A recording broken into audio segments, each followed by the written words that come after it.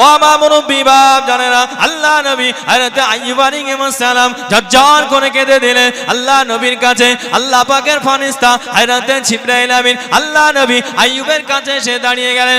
আল্লাহ পাকের নবী ও হযরত আইয়ুব আলাইহিস সালাম, আল্লাহ পাক আমাকে আপনার কাছে পাঠিয়ে দিলেন, আল্লাহ পাক আমাকে আপনার কাছে দিয়ে দিলেন আপনার খেদমতের জন্য। ও রব্বি আল্লাহ পাক আল্লাহর কাছে দোয়া চাইলেন, আল্লাহ পাক আমি জিবরাইল আমিন আপনার আদেশে আল্লাহ নবী আইয়ুবের কাছে এসেছি। ও রব্বি আল্লাহ পাক আপনি আইয়ুবের শরীরটা সুস্থ করে দেন। আল্লাহ পাকের হুকুমে সুন্দর একটি ঝর্ণা তৈরি হয়ে গেল। হযরত জিবরাইল আমিন আল্লাহ নবী হযরত আইয়ুব আলাইহিস সালামকে সেই নহরে সুন্দর করে গোসলখানা করিয়ে দিয়ে হুজুরের ঘাগুলো টুকটুক টুকটুক করে ড্রেসিং করে দিলেন। আল্লাহ পাকের হুকুমে আল্লাহ পাকের দোয়ার বরকতে আল্লাহ পাক হযরত আইয়ুব আলাইহিস সালামকে সুস্থতা করে দিলেন। এদিন গভীর রজনীতে আল্লাহ নবীর বিবি হযরত রহিমা রাদিয়াল্লাহু তাআলা আনহা টুকটুক টুকটুক করে জঙ্গলের ভিতরে ঢুকে গেলেন, জঙ্গলের মধ্যে চলে আসলেন। ও যুবকেরা, ও আমার মুরব্বি বাপ জানেরা, ভাইয়েরা, বোনেরা, মহিলারা, আল্লাহ নবী হযরত আইয়ুব আলাইহিস সালামের বিবি হযরত রহিমা টুকটুক টুকটুক করে সেই ঘরের ভিতরে চলে গেলেন, ঝুপড়ির মধ্যে চলে গেলেন। আল্লাহ নবী হযরত আইয়ুবকে দেখতে পেল না, মনটা জ্বালাতন করে, স্বামীকে দেখতে না পেয়ে মনটা বড্ড খারাপ হয়ে গেল। জঙ্গলের ভেতরে ঘুরে ঘুরে ঘুরে ঘুরে আল্লাহ নবী হযরত আইয়ুব আলাইহিস সালামকে দেখতে থাকে, কোথায় খুঁজে মিল করা গেল না। খুঁজতে খুঁজতে খুঁজতে খুঁজতে ঘুরতে ঘুরতে ঘুরতে ঘুরতে একটা গাছের গোড়ায় আল্লাহ নবী হযরত আইয়ুব আলাইহিস সালাম সুন্দর আকৃতি নিয়ে দাঁড়িয়ে রয়েছেন। ও যুবকেরা, ও আমার মুরব্বি বাপ জানেরা, মায়েরা, বোনেরা, মহিলারা, হযরত রহিমা রাদিয়াল্লাহু তাআলা আনহা আল্লাহ নবী আইয়ুবকে জিজ্ঞাসা করলেন, আল্লাহ পাকের বান্দা আপনি কি আল্লাহ নবী আইয়ুব আলাইহিস সালামকে দেখেছেন? আমি হলাম আল্লাহ নবী হযরত আইয়ুবের বিবি। আমার স্বামী অসুস্থর কারণে গ্রামবাসীরা বাইরে বার করে দিয়েছে। ওই অদূরে জঙ্গলের ভিতরে আমরা একটা ঝুপড়ির মধ্যে বাস করতাম। সকালে আমি কাজে যেতাম, সন্ধ্যায় এসে ড্রেসিং করতাম। আল্লাহ পাকের বান্দা আজকে সকালে চলে গিয়েছি, সন্ধ্যায় এসে আল্লাহ নবী হযরত আইয়ুব আলাইহিস সালামকে দেখি না, মনটা আমার মানে না, জ্বালাতন আমার সহ্য হলো না। খুঁজে খুঁজে কোথাও দেখি না, খুঁজে খুঁজে কোথাও পাই না। ও যুবকেরা, ও আমার মুরব্বি বাপ জানেরা, ভাইয়েরা, বোনেরা, মহিলারা, আল্লাহ নবী হযরত আইয়ুব আলাইহিস সালাম মুচকে মুচকে হেসে দিলেন। ও বিবি রহিমা রাদিয়াল্লাহু তাআলা আনহা, আমি অন্য কেউ নয়, আমি হলাম আল্লাহর নবী আইয়ুব। জোরে বলুন সুবহান, আর একটু জোরে বলুন সুবহান। আল্লাহ একটা নবী ছিলেন হযরত আইয়ুব নবী। কি নবী? হযরত আইয়ুব আলাইহিস সালাম।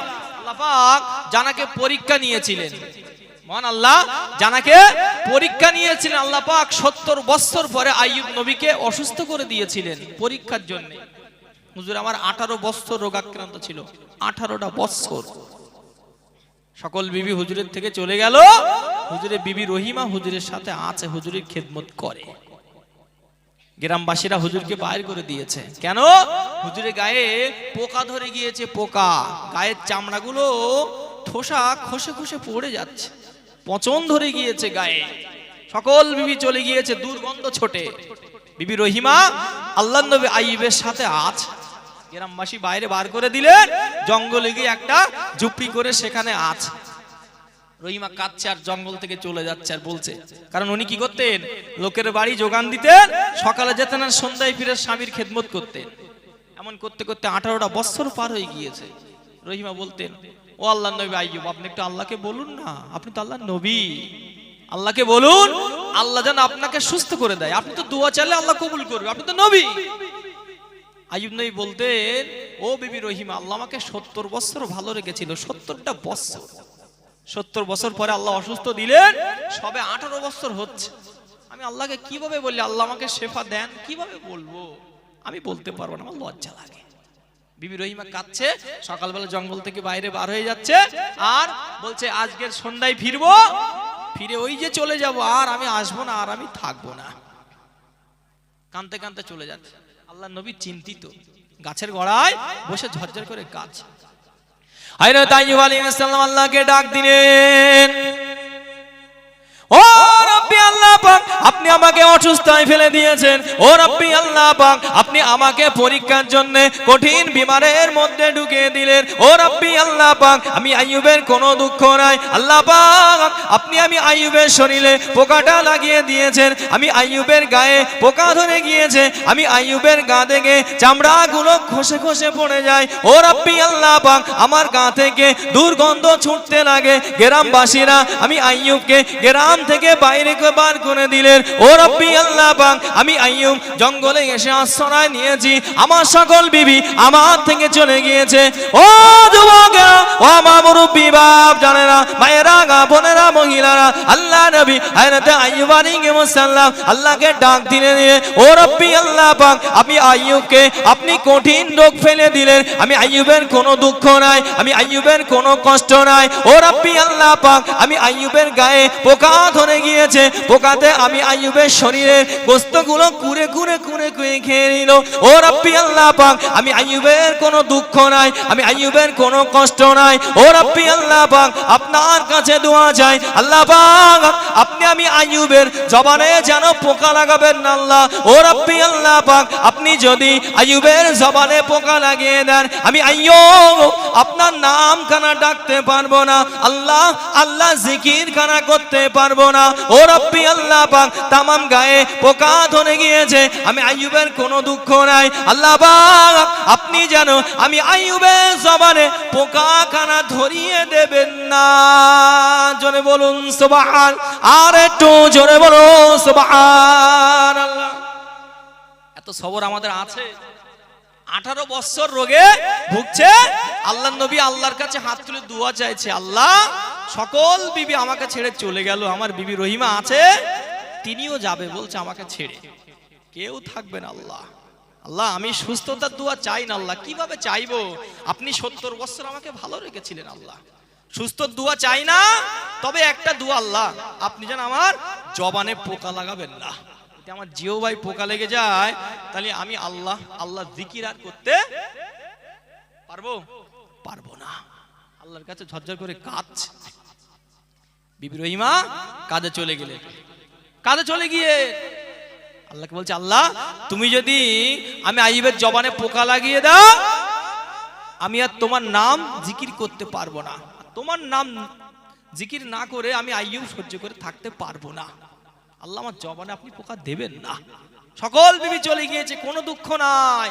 গ্রামবাসী আমাকে ছেড়ে বার করে দিয়েছে গ্রাম থেকে, কোনো কষ্ট আমার নাই। ওই একটাই দাবি আল্লাহ, একটাই দাবি। হযরত জিবরিল আলাইহিস সালাম আল্লাহর নবী আইয়ুবের কাছে চলে আসলেন।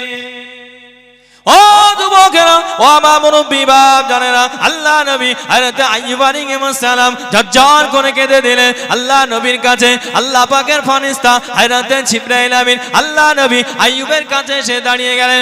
আল্লাহ পাকের নবী, ও হযরত আইয়ুব আলাইহিস সালাম, আল্লাহ পাক আমাকে আপনার কাছে পাঠিয়ে দিলেন, আল্লাহ পাক আমাকে আপনার কাছে দিয়ে দিলেন আপনার খেদমতের জন্য।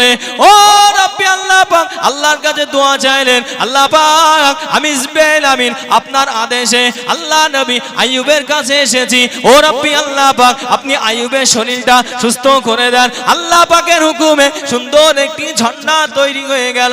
হযরত জিবরাইল আমিন আল্লাহ নবী হযরত আইয়ুব আলাইহিস সালামকে সেই নহরে সুন্দর করে গোসলখানা করে দিয়ে হুজুরের ঘাগুলো টুকটুক টুকটুক করে ড্রেসিং করে দিলেন। আল্লাহ পাকের হুকুমে, আল্লাহ পাকের দোয়ার বরকতে আল্লাহ পাক হযরত আইয়ুব আলাইহিস সালামকে সুস্থতা করে দিলেন। এদিন গভীর রজনীতে আল্লাহ নবীর বিবি হযরত রহিমা রাদিয়াল্লাহু তাআলা টুকটুক টুকটুক করে জঙ্গলের ভিতরে ঢুকে গেলেন, জঙ্গলের মধ্যে চলে আসলেন।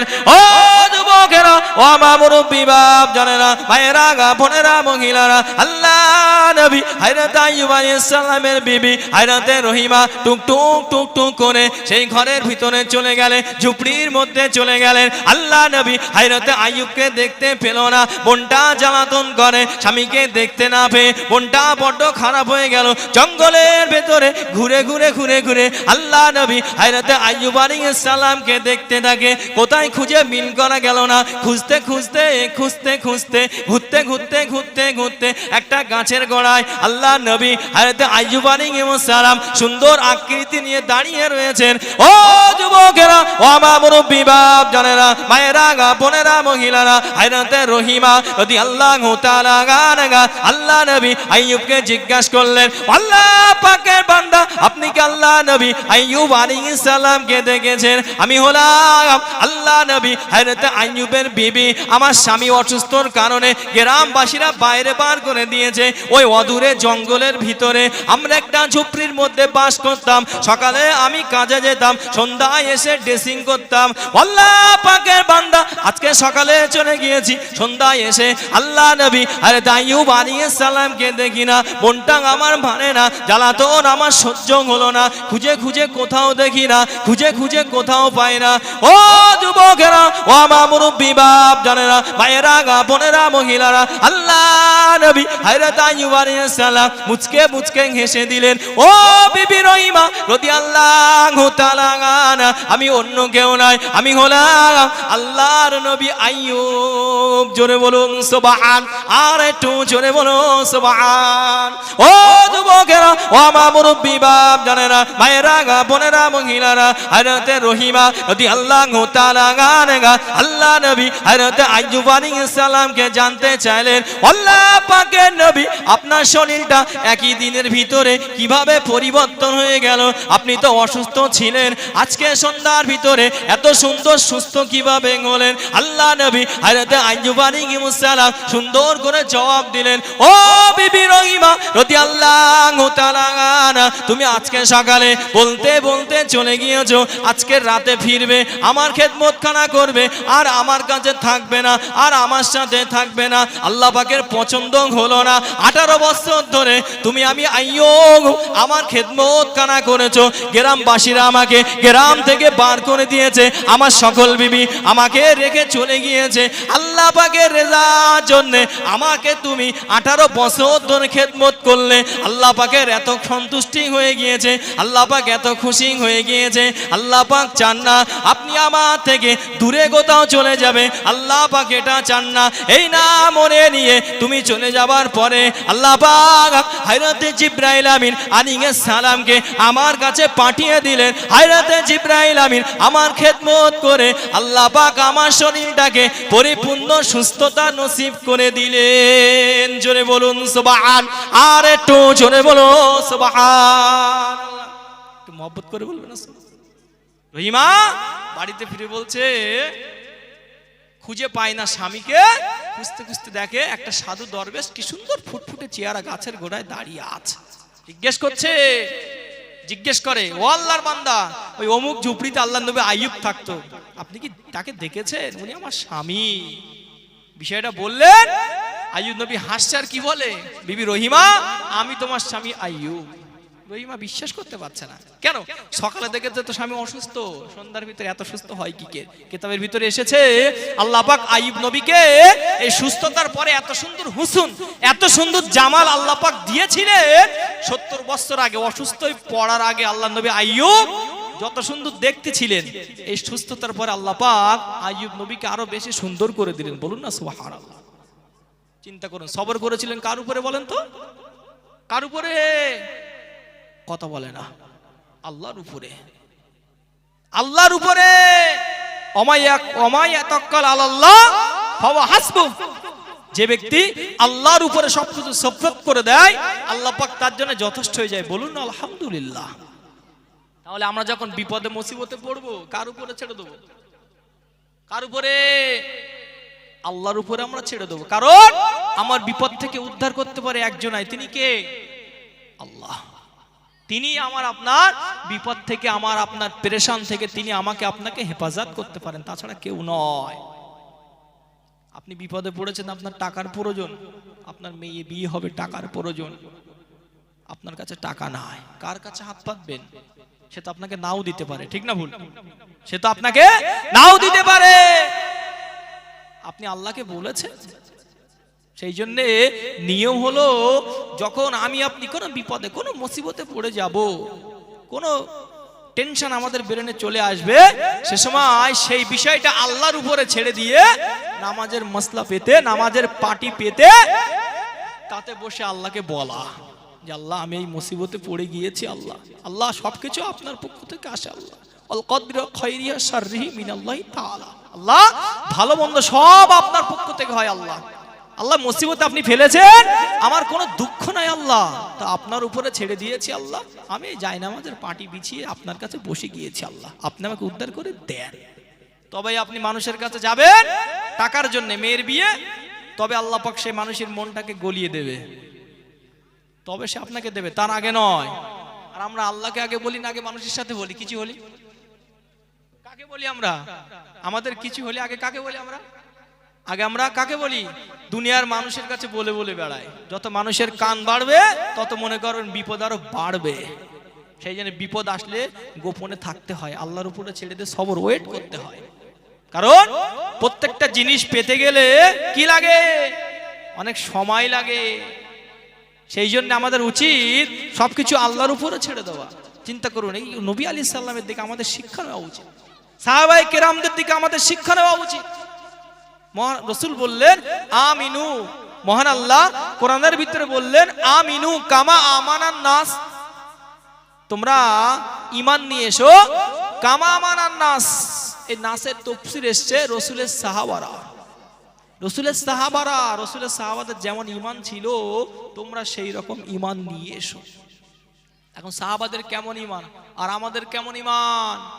এই শেষ আখেরি জামানা ঈমান দেখবেন যখন বর্ষার সময় এই কচুর পাতার উপরে যখন পানি পড়ে, ওর উপরে পানি থাকে থাকে থাকে না, যদিও ঠিক মাঝখানটায় বোটা সোজাসুজি একটুখানি থেকে যায়, শুধু পাতাটা দোলে, কখন ফোঁটাটা জমিনে পড়ে যাবে।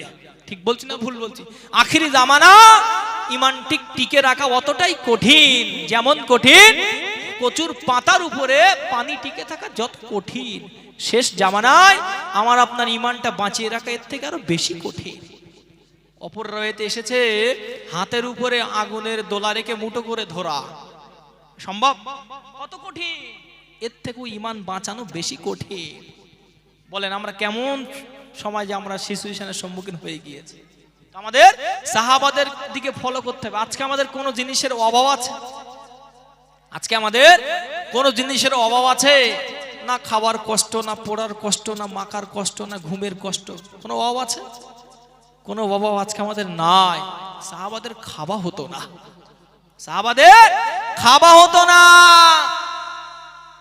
এক তারিখে আল্লাহ নবীর সাহাবা ওমর ফারুক রাদিয়াল্লাহু আনহু ক্ষুধার তাড়নায় পেটে একটা পাথর বেঁধে আছে, আবু হুরায়রা রাদিয়াল্লাহু আনহু পেটে একটা পাথর বেঁধে আছে, আবু বকর সিদ্দিক রাদিয়াল্লাহু আনহু পেটে একটা পাথর বেঁধে আছে।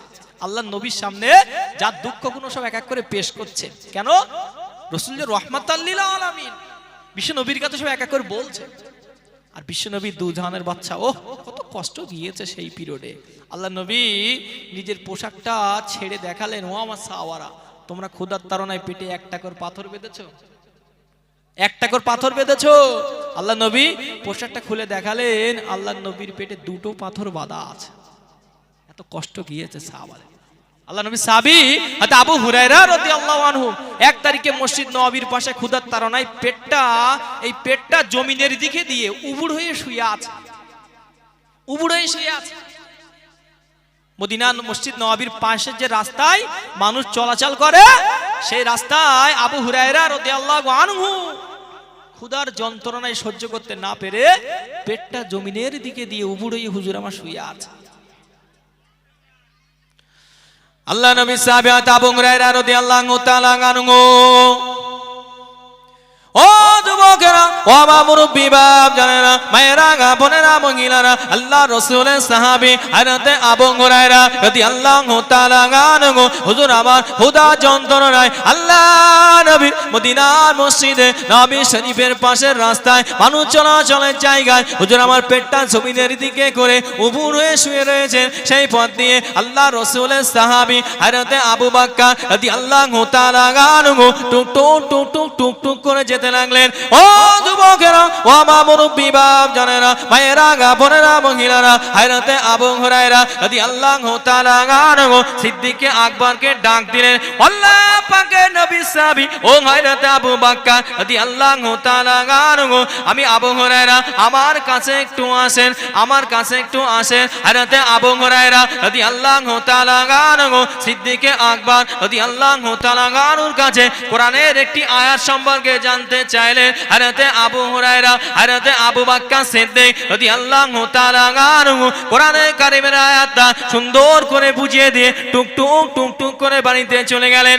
ও যুবকেরা, ও আমার মুরব্বি বাপ জানেরা, মায়েরা গা বোনেরা মহিলারা, সেই পথ দিয়ে আল্লাহ রাসূলের সাহাবী হযরত ওমর রাদিয়াল্লাহু তাআলা আনহু টুকটুক টুকটুক টুকটুক করে চলতে লাগলেন। হযরত আবু হুরায়রা রাদিয়াল্লাহু তাআলা আনহু ডাক দিলেন, আল্লাহ নবী সাহাবী ও ভাই হযরত ওমর রাদিয়াল্লাহু তাআলা আনহু আমার কাছে আসেন, আমার নিকটে আসেন। হযরত ওমর ফারুক রাদিয়াল্লাহু তাআলা আনহু আবু হুরায়রার পাশে থেকে দাঁড়িয়ে গেলেন। হুজুর আমার কোরআনুল কারীমের আয়াত সম্পর্কে জিজ্ঞাসা করলেন। হযরত ওমর ফারুক রাদিয়াল্লাহু তাআলা আনহু সুন্দর করে বুঝিয়ে চলে গেলেন।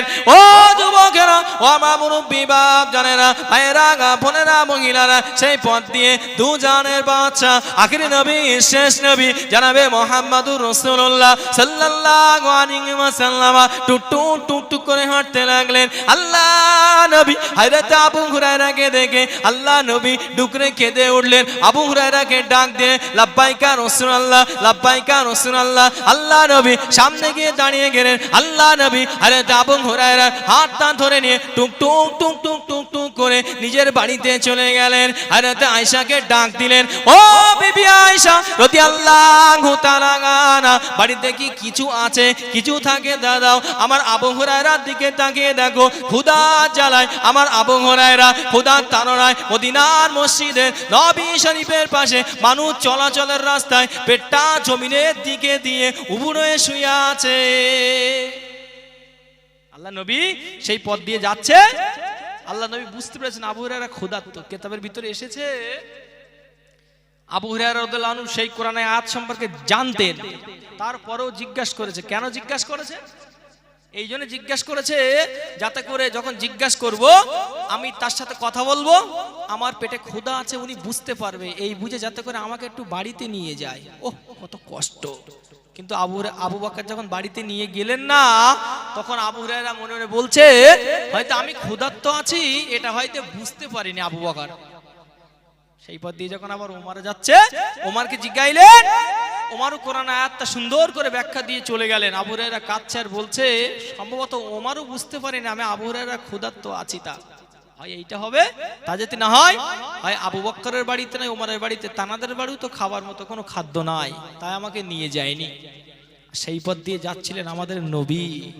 আবু হুরায়রা ক্ষুধার্ত আছে, রাসূল বুঝতে পেরেছে। আবু হুরায়রাকে ডাকলেন, আবু হুরায়রাকে নিয়ে বাড়িতে চলে গেলেন। আম্মা যে আয়েশাকে ডাকলেন, ও বিবি আয়েশা বাড়িতে কিছু আছে? রাসূল এই কথাটা জিজ্ঞাসা করেছে কেন বলেন তো? রাসূলুল্লাহ বাড়িতে গিয়ে ডাইরেক্ট তো বলতে পারতেন যে কি আছে দাও, আমার আবু হুরায়রা অত্যন্ত ক্ষুধায়। রাসূল কি জিজ্ঞেস করলেন, ও বিবি আয়েশা বাড়িতে কি কিছু আছে? জিজ্ঞেস করলেন কেন? বিশ্বনবী যখন বাড়ি থেকে বাইরে চলে যাচ্ছিলেন তখন বাড়িতে খাবার মতো কিছু ছিল না। আর বিশ্বনবী বাড়িতে অটোমেটিক কি আসতেন? হাদিয়া আসতেন। হাদিয়া হাদিয়া।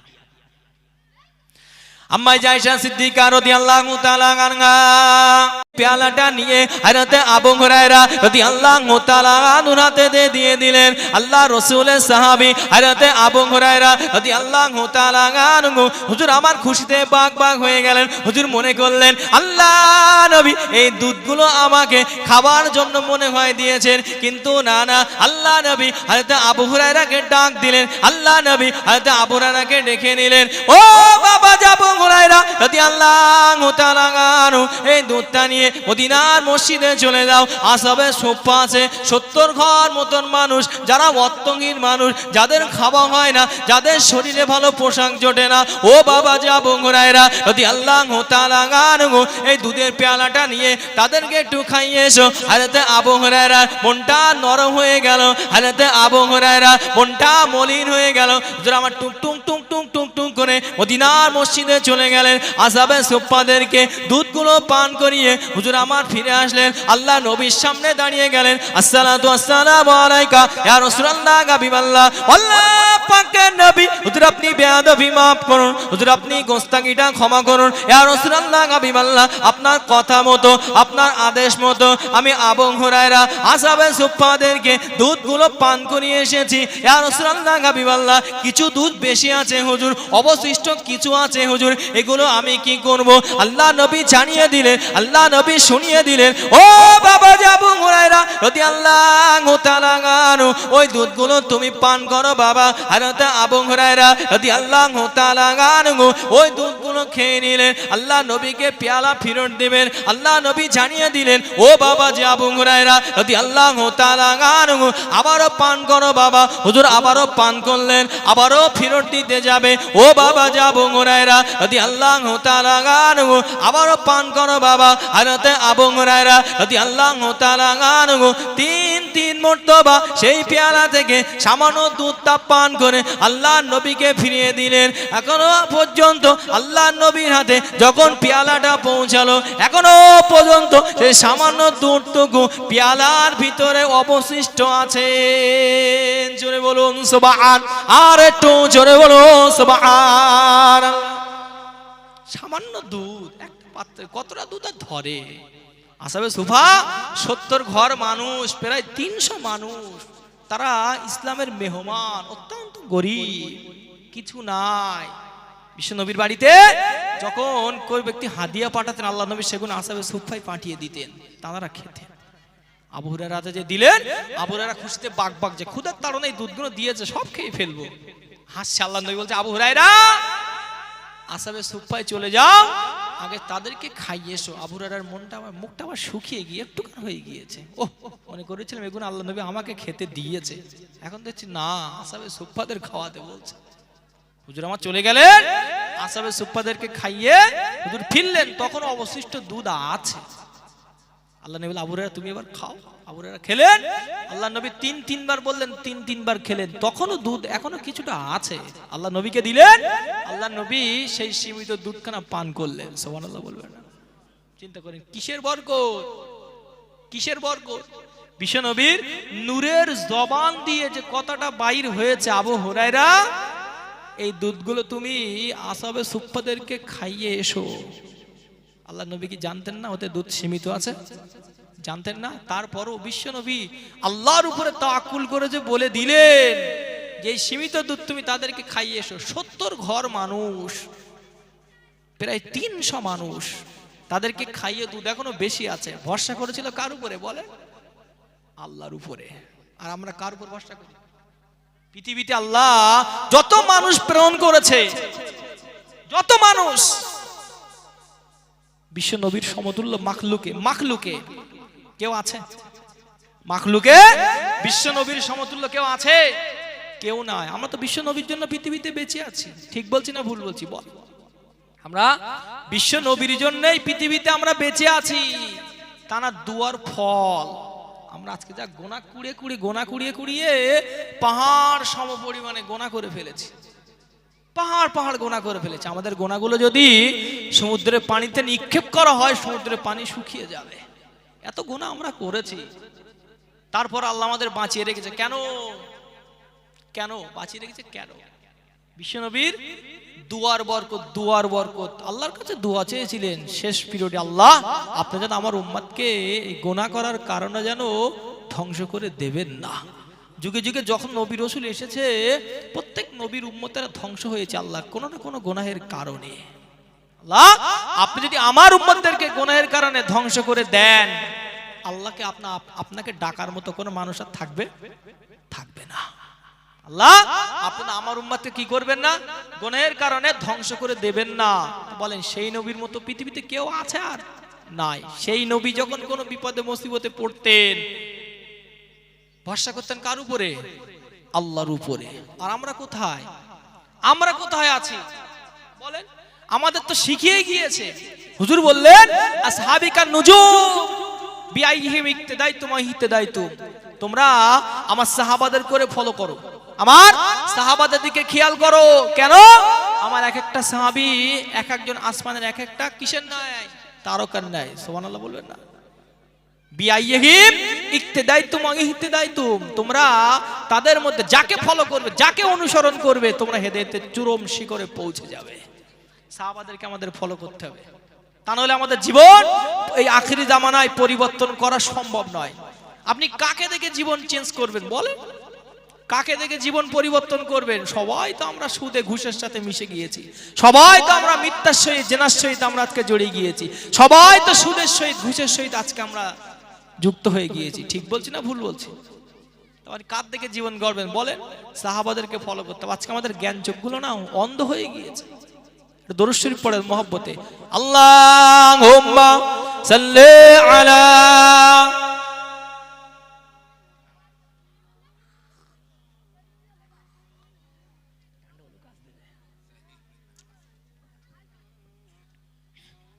আমার ভাইরা মায়েরা বোনেরা ভালো হয়ে যায় বলেন।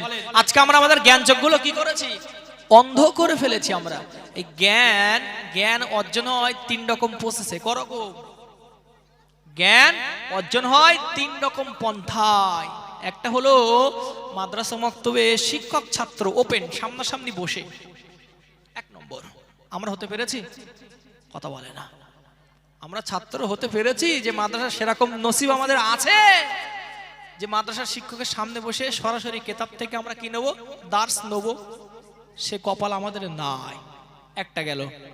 দ্বিতীয় নম্বর হলো নিজের জ্ঞান চোখ, নিজের চোখ দিয়ে কিতাব মোতালা করব, কিছু জ্ঞান অর্জন করব। আজকে আমরা পড়বো, সে যোগ্যতাও আমাদের নাই, হারিয়ে ফেলেছি আমরা। দুটো চলে গেল। আর একটা আছে এই এমন কিছু ওয়াজের পাক মাহফিল, জুম্মার দিনে সম্মানী ইমাম সাহেব যে কিছু কথা বলে, একটা বক্তৃতা দেয়, কোরআন হাদিস থেকেই বক্তৃতাগুলো দেয়। এই হলো তৃতীয় নম্বর পন্থা। সেখান থেকেও যদি আমরা কিছু শিখতে না পারি, তাহলে বলেন আমাদের কিসমতে কি আছে বলেন? আমরা আর কবে শিখবো বলেন? কিতাব পড়বো সাহাবাদের জীবন, আমাদের সে চোখ তো নাই। তাহলে আলেম ওলামাদের মুখ থেকে শুনবো, তো শুনে আমাদের মানতে হবে না? হবে না? শুনে আমাদের আমল করতে হবে না? শুনে আমাদের আমল করতে হবে। চিন্তা করুন, আবু হুরায়রা রাদিয়াল্লাহু আনহু ক্ষুধার তাড়নায় পেটটা জমিনের দিকে দিয়ে শুয়ে আছে। আজকে আমাদের এমন এখানে এতগুলো মানুষ বসে আছে, আমরা কেউ বলতে পারবো একজন হাত তোলেন তো যার বাড়ি খাওয়া হয় না? একজন মানুষ বাড়িতে খাওয়া হয় না কেউ আছে? বাড়িতে এমন এখানে এতগুলো মানুষের ভিতরে কেউ বলতে পারবে যে আমার বাড়িতে এই যে পরনে একটা পোশাক আছে, এই পোশাক ছাড়া আর দ্বিতীয় কোনো পোশাক আমার বাড়িতে নাই? কেউ বলতে পারবে? কেউ বলতে পারবে না। চিন্তা করো, আমাদের খাবার কষ্ট, পরার কষ্ট, মাকার কষ্ট, কোনো কষ্ট আমাদের নাই। তারপরও আজকে আমরা কি করি? দিন থেকে অনেকটাই আমরা পিছিয়ে, অনেকটাই। সাহাবাদের এই দিনটাকে কায়েম করতে দিয়ে গায়ের তাজা তাজা রক্ত বিলীন করতে হয়েছে, বিবিদেরকে বিধবা, বাচ্চাদেরকে এতিম করতে হয়েছে, তবে আমরা দিন পেয়ে। যত সহজ নয়। আল্লাহ নবীর একটা সাহাবী ছিলেন হযরত খব্বাব রাদিয়াল্লাহু আনহু। কি নাম? হযরত খব্বাব রাদিয়াল্লাহু আনহু। কেতাবের ভিতরে এসেছে হুজুর আমার ঈমান গ্রহণ করেছে বলে বেঈমানেরা হুজুরকে ধরেছে যাতে করে ঈমানটা ছেড়ে দেয়। ওহ, কত কষ্ট। আল্লাহ রাসূলের সাহাবী হযরত খব্বাব রাদিয়াল্লাহু তাআলা আনহু। ও যুবকেরা, ও আমার মুরব্বি বাপ জানেরা, ভাইয়েরা, বোনেরা, মহিলারা, আল্লাহ রাসূলের সাহাবী হযরত খব্বাব রাদিয়াল্লাহু তাআলা আনহু হুজুর আমার বর্ণনা করে বেঈমানেরা হুজুরের হাতেতে শিকলখানা বেঁধে দিলেন, হুজুরের পায়েতে শিকলখানা বেঁধে দিলেন, হুজুরকে টানতে টানতে টানতে টানতে একটা জায়গায় নিয়ে চলে গেলেন। হুজুরকে ঈমানটাকে ছাড়তে বললেন, হুজুর আমার ঈমান ছেড়ে দেয় না। নবী মুহাম্মদকে ভুলে যেতে বললেন, হুজুর আমার নবী মুহাম্মদকে ভুলে না। আল্লাহ পাকের ওয়াদানিয়াতকে ভুলতে বললেন, আল্লাহ পাকের ওয়াদানিয়াতটা ভুলে না। হুজুরের সামনে আগুন জ্বালিয়ে দিয়ে হযরত খব্বাব রাদিয়াল্লাহু তাআলা আনহুকে আগুনের উপরে শুইয়ে দিয়ে বেঈমানেরা হুজুরের বুকের উপরে পাটা চাপিয়ে দিলেন। বেঈমানেরা হুজুরের বুকের উপরে পাটাকে চাপিয়ে দিলেন, হুজুর যেন আগুন থেকে উঠতে না পারে। ও যুবকেরা, ও আমার মুরব্বি বাপ জানেরা, ভাইয়েরা, বোনেরা, মহিলারা, আল্লাহ রাসূলের সাহাবী হযরত খব্বাব রাদিয়াল্লাহু তাআলা আনহু বর্ণনা করে সেই সময়ে দুনিয়ার কোনো মানুষ আমাকে সাহায্য করার মতো ছিল না, সেই সময় কোনো মানুষ আগুন থেকে বাঁচানোর মতো আমার পাশেতে ছিল না। আল্লাহ রাসূলের সাহাবী হযরতে খাব্বাব রাদিয়াল্লাহু তাআলা গানু বর্ণনা করে, আমি খাব্বাবের পিঠ থেকে চামড়াগুলো গলে গলে গলে গলে টপ টপ টপ টপ করে রসটা গড়িয়ে যেত, সেই রস দিয়ে আমি খাব্বাব আমার সে আগুনখানা নিভে যেত। এত কষ্ট সাহাবাদের দিয়েছে, ভাবতে পারছে? কি বলছে? খাব্বাব কি করো, নবী মুহাম্মদকে ভুলে যাও। বলতাম না বলে কি করতো, আগুন জ্বালিয়ে আমাকে আগুনের উপরে শুইয়ে দিয়ে আমার পেটের উপরে বেঈমানেরা পা চাপিয়ে দিত, যাতে করে আমি আগুন থেকে উঠতে না পারি। ওহ, কত কষ্ট সাহাবাদেরকে দিয়েছে, চিন্তা করতে পারছেন একবার? এরপর আমাকে বলতো, এই খাব্বাব ঈমানটা ভুলে যাও। আমি খাব্বাব কি বলতাম, এই মক্কার বেঈমান কুফার কুরাইশরা। আমি খাব্বাব একবার কেন, আল্লাহ পাক আমার শরীরে যত লোম দিয়েছে, যত পশম দিয়েছে, যদি এতগুলো জীবন আল্লাহ আমাকে দিতেন, এই এতগুলো জীবন আমি কি করতাম, শহীদ করে দিতাম। তবু একটা মুহূর্তের জন্য কি করতাম না, আল্লাহ পাকের ওয়াদানিয়াত আমরা ভুলতাম না। সুবহানাল্লাহ বলুন। চিন্তা করুন তো কেমন সাহাবারা কত কষ্ট করেছে, তারপর দিনটা এই জায়গায় পৌঁছিয়েছে। চিন্তা করুন আজকে আমরা কোথায়, দিনের ভিতরে আমরা কি শুরু করে দিয়েছি। নামাজ নাই, রোজা নাই, দান নাই, সাদকা নাই, ফিতর নাই, পবিত্র নাই, কিচ্ছু নাই।